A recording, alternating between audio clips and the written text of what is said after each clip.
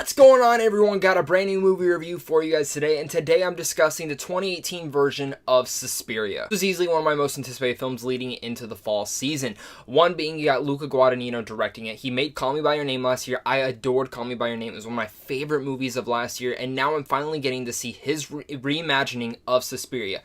Now, I have not seen the 1977 version. There's a couple reasons for this. One, I didn't watch the trailer for this movie.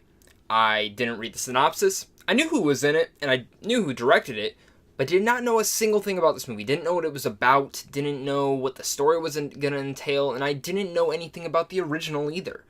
And I did this on purpose. I do plan on watching the original because now I am so obsessed with everything that's Suspiria, and I want to get more into it. I want to see the original. I want to see this one again. But I also am going to make this review very vague. I am not going to give the synopsis because I want you guys to go into the film like how I did and understand everything that I found out about it. I want you guys to go into this movie with the lowest of knowing anything possible. That's the best way to experience this movie. And even when I walked out afterwards, I actually said to myself, I kind of wish I would have known a little bit more about it, but now thinking upon it, I don't. This film is very unique in the way that you experience it. It's one of the most unique experiences that I've ever had watching a film in a theater. And a lot of that comes to the way that Luca Guadagnino directs it, tells the story, and the way that he shot the film. This film would not work without his direction. And I do understand if someone comes to me and says, I absolutely hated this movie, I'll totally get your aspects, I'll totally understand why you hated it. But also, if someone comes to me and agrees with me and they're like, I totally love this movie, I'll totally agree with them and understand why. I loved Suspiria. I think this is... I don't like to throw around the term masterpiece, but it's pretty damn close to it.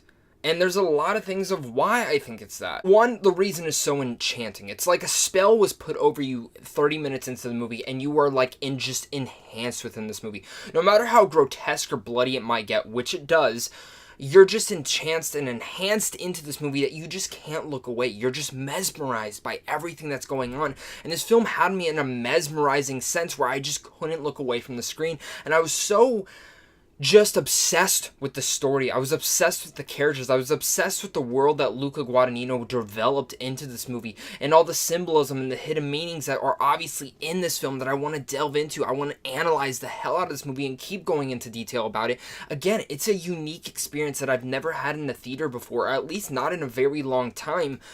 And it's one of those films that even though I know I didn't know every single thing about it, and you're not going to leave the theater knowing everything about it, it's things that it leaves open for you to follow and figure out for yourself and to think about. This is very much a film that deserves and needs all your attention span.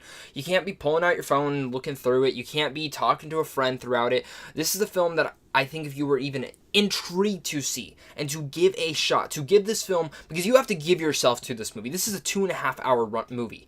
This is a 2.5 hour movie that you really need to give yourself to, put away all distractions and watch it. The theater experience is probably the best way to experience this movie.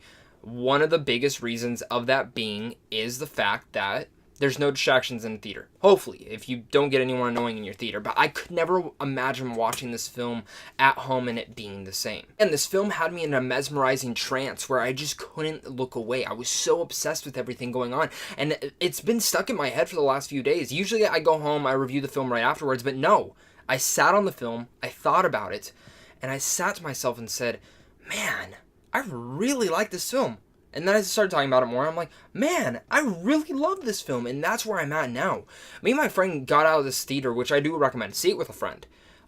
Because me and my friend started talking about this. And me and her just had a lot of the same opinions, but we just kept going back and forth. And the way that we just got so obsessively talking about it, it kind of was like we were talking about religion. Because there's so many different things going about a religion. I'm not going to get into that, obviously, but it's crazy what this film has done to us. And it's crazy what it's done to other people that I know that I've talked to and discussed this film with. Unique in that aspect, and again, how the story is told. Again, it's not just Luca Guadagnino's directing that just makes this film superb, because this directing is excellent. excellent. The way that he shoots the film is very much an old classic horror film. The way that he just moves the camera, the way it moves around, the way he sets the camera down, it is outstanding what the guy has done with the camera in here.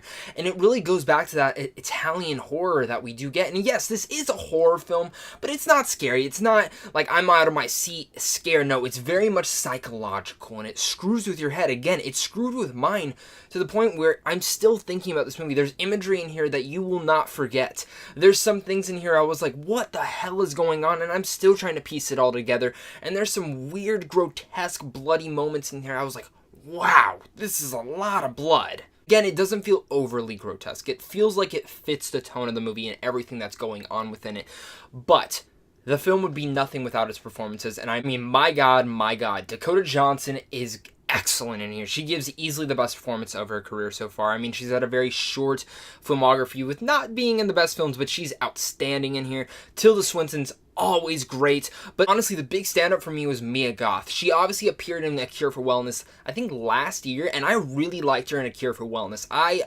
The film itself was just fine for me, but I found her to be so intriguing in here, and in this film she's even better. I cannot wait to see what she does next. She was great. A lot of you guys are probably saying, oh, that's a long runtime, 2 hours and 30 minutes.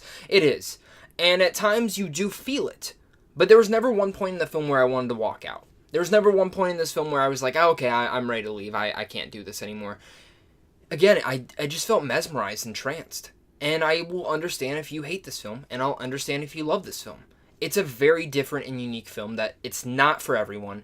Definitely not for everyone. It's hard for me to recommend on that. But I think if you yourself are looking for a film to go watch in a theater and have a very unique experience about, Suspiria is your movie. It's unique, it's enchanting, it's mesmerizing, it's obsessive. And at times, if you think the film's bad, you probably think it's boring, horribly made, horribly acted, and all that. But I don't think any of that. I find this film to work on all levels. It's easily one of the best films of the year. I'm going to give Suspiria an A+. Suspiria itself, I really do think it's a masterpiece. There isn't one scene I would have taken out. There isn't one thing I would have removed from the film. There isn't one thing I would have changed. I can't imagine any other director reimagining the original and not wait to rewatch this film and also watch the original and see all the differences and see everything that Luca took into changes. Because this film, it's something. And it's going to be sticking with me for the rest of the year. Guys, what are you guys' thoughts on Suspiria? Have you guys seen the original? Are you guys excited for the new one? Let's talk about it down below in the comments. I'm curious to hear you guys' thoughts on this one. Of course, let's be nice, please. If you didn't like this film, please tell me why. I'll totally understand why. And if you love this film just as me, let's talk about it. Let's have a lovely discussion down below in the comments, or maybe a very bloody discussion. Let's see how it goes. If you're new here, hit that like and subscribe button, because I do tons of movie reviews like this. Plus, you guys can go hit up Sandwich on Films also down below, because right down there, you guys can get into advanced movie screens, even check out some movie news, and even some movie reviews. But guys, of course, until next time, stay classy.